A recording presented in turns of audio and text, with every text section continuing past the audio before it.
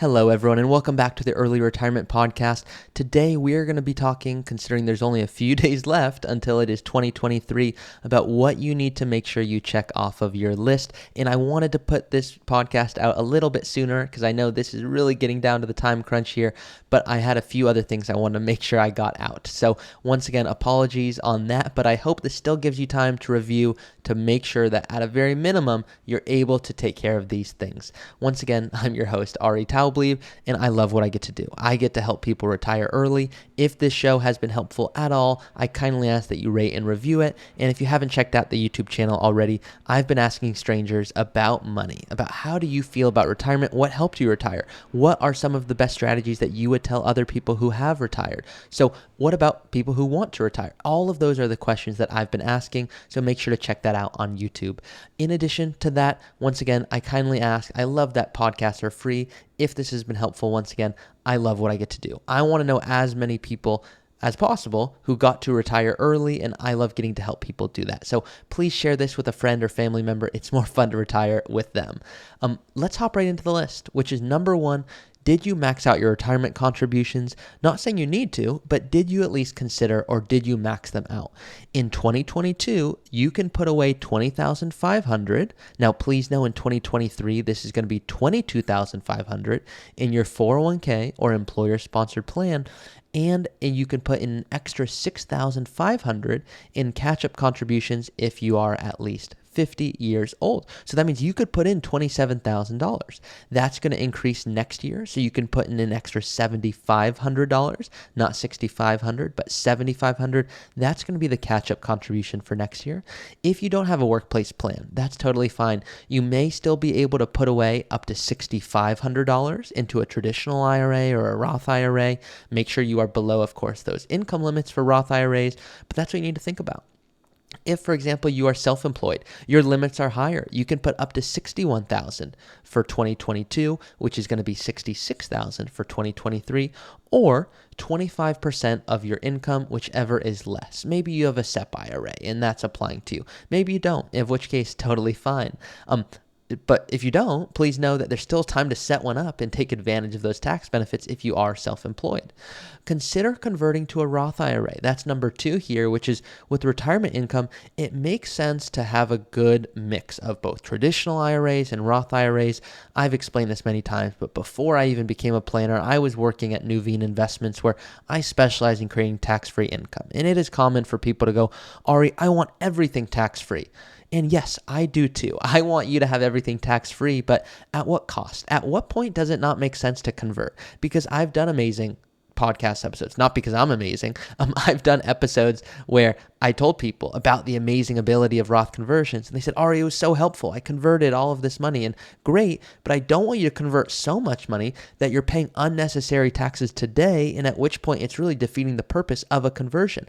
The goal here is not to eliminate RMDs. The goal here, by the way, RMDs, required minimum distributions, the goal here is to how can we manage that really effectively so we don't pay any more taxes, but also use Roth conversions along the way.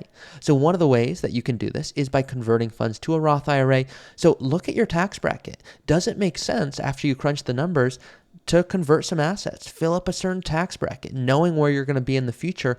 This is one of those times where Roth conversions, you want to do that before the end of the year. Number three, make sure to offset any capital gains with capital losses. It's been a tough year. And so with tax loss harvesting, it's a very fancy way of saying, can you sell stocks and funds that have gone down in value to offset any taxes on profits from sales maybe, or any assets you have that have gained value?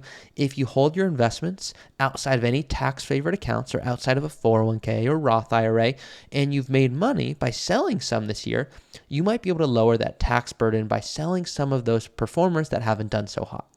Even if you didn't realize a capital gain, you can still realize capital losses, which will lower your ordinary income up to $3,000 a year. And by the way, that carries over. So for example, if you want to realized losses up to $20,000. You can only write off $3,000, but $17,000 moves forward. Bottom line, at a very minimum, you want to consider that. Number 4 here, make sure you're just in the back of your head, you're planning for education expenses if it's relevant at all to your situation. With a state-based 529 college savings plan, you can give up to $15,000 a year, tax-free, and that can help a child.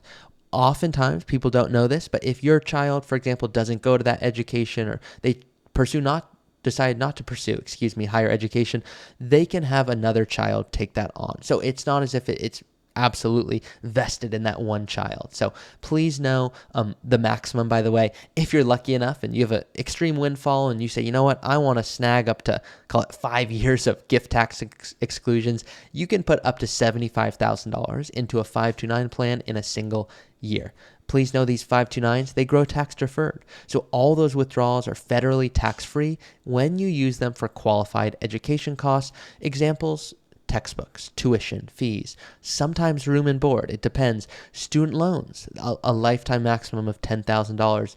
But what's more is that many states also offer residents a tax break by contributing. So make sure, depending on your state, that you know, am I getting to take advantage of all of that? I've seen it on tax returns where people have a state they should be able to take a deduction for, and they're not able to do so. So please know, with private college, I know I went to a private college, the costs are not cheap. And so please note, 529s, planning for them, end of the year can be a great time to do so, even with those holiday expenses. Number 5, make sure you're adequately insured.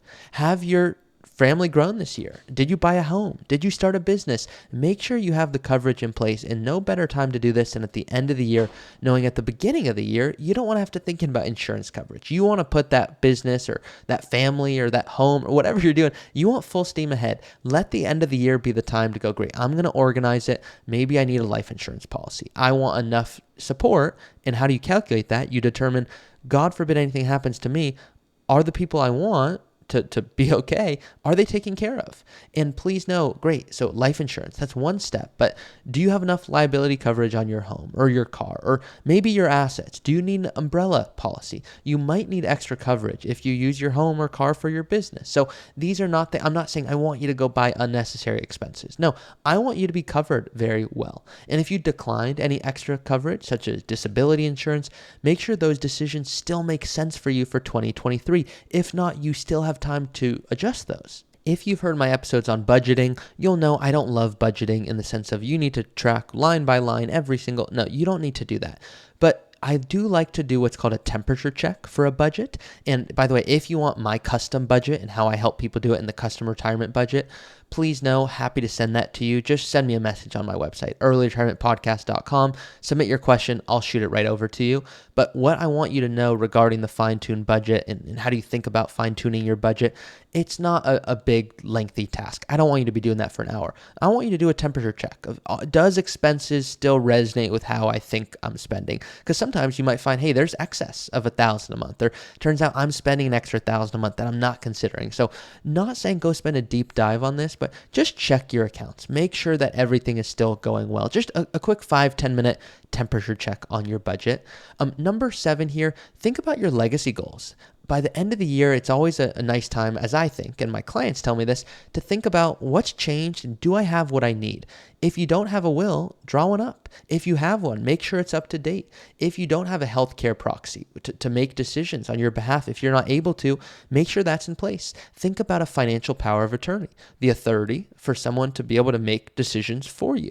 And really, you don't have to say, great, I'm submitting it, but start thinking about it and start putting it in place if you say, yes, I want to be able to make sure I can sleep better at night. If that's not causing you to lose sleep, great, but still at least consider that. So those are 7 things to make sure just to consider before the year end. Almost call it a quick financial checklist. Didn't want this episode too long, as I know we're all spending time with family at the moment, but I've got some great new plans for 2023 of new types of content, new videos like I do on YouTube right now. But please know, if this has been helpful at all, I love getting to do this. I love helping people retire early. So if you say, this sounds like what I'm looking for, reach out to me. I love getting to help people create that custom strategy. And what it looks like is people reach out We have a fit call. We determine, do we feel there's potentially a good fit?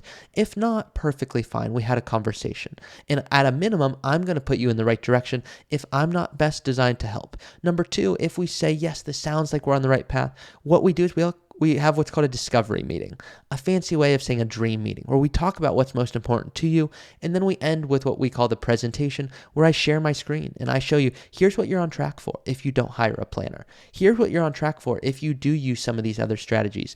That way, by the very end of the process, you're very informed and can determine, does this sound like what I'm looking for? Once again, I just feel like I have the best job in the world. So thank you for all who have submitted questions. Thank you for all those who have supported me this year in 2022. It's been an amazing year, and 2023 will only be better. See y'all next year. Thank you for listening to another episode of the Early Retirement Show. If you have a question that you want answered in a future episode, you can always go to my website, earlyretirementpodcast.com. That's earlyretirementpodcast.com, and you can go ahead and submit a question that I'll look to answer in a future episode. Thank you all for listening. Please do rate it, review it, and share it with someone who you think would benefit from this information, if there's anyone out there that you know. I certainly appreciate it, and I will see you all each week.